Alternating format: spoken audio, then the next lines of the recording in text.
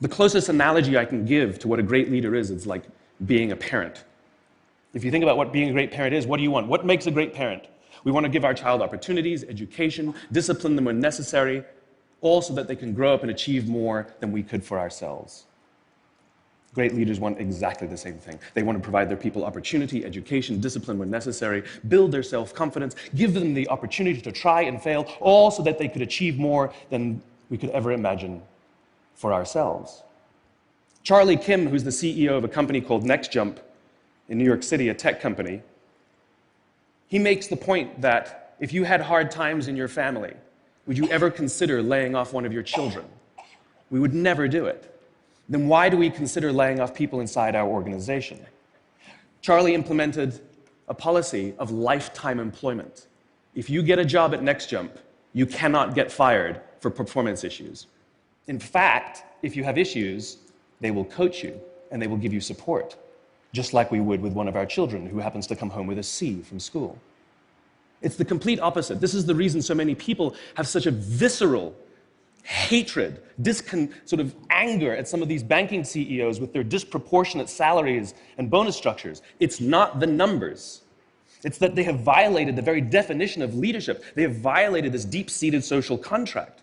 We know that they allowed their people to be sacrificed so that they could protect their own interests. Or worse, they sacrificed their people to protect their own interests. This is what so offends us, not the numbers. Would anybody be offended if we gave a $150 million bonus to Gandhi? How about a $250 million bonus to Mother Teresa? Do we have an issue with that? None at all. None at all. Great leaders would never sacrifice the people to save the numbers. They would sooner sacrifice the numbers to save the people. Bob Chapman, who runs a large manufacturing company in the Midwest called Barry Waymiller, in 2008, he was hit very hard by the recession, and they lost 30% of their orders overnight. Now, in a large manufacturing company, this is a big deal, and they could no longer afford their labor pool. They needed to save $10 million. So, like so many companies today, the board got together and discussed layoffs. And Bob refused. You see, Bob doesn't believe in head counts. Bob believes in heart counts. And it's much more difficult to simply reduce the heart count. And so they came up with a furlough program. Every employee from secretary to CEO was required to take 4 weeks of unpaid vacation. They could take it any time they wanted, and they did not have to take it consecutively. But it was how Bob announced the program that mattered so much. He said, it's better that we should all suffer a little than any of us should have to suffer a lot. And morale went up. They saved $20 million. And most importantly, as would be expected, when the people feel safe and protected by the leadership in the organization, the natural reaction is to trust and cooperate. And quite spontaneously, nobody expected, people started trading with each other. Those who could afford it more would trade with those who could afford it less. People would take 5 weeks so that somebody else only had to take 3. Leadership is a choice. It is not a rank. I know many people at the senior-most levels of organizations who are absolutely not leaders. They are authorities, and we do what they say because they have authority over us, but we would not follow them. And I know many people who are at the bottoms of organizations who have no authority, and they are absolutely leaders.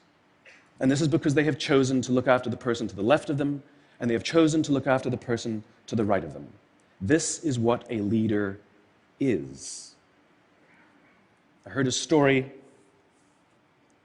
of some Marines who were out in theater, and as is the Marine custom, the officer ate last, and he let his men eat first. And when they were done, there was no food left for him. And when they went back out in the field, his men brought him some of their food so that he may eat. Because that's what happens. We call them leaders because they go first. We call them leaders because they take the risk before anybody else does.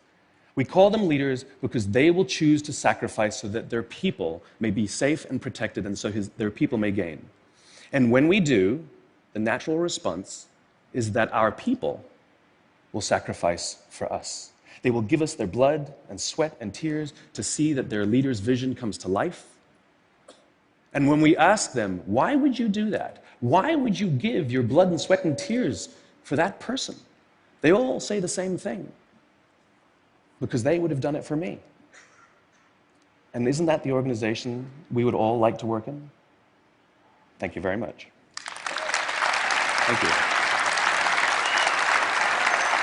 Thank you.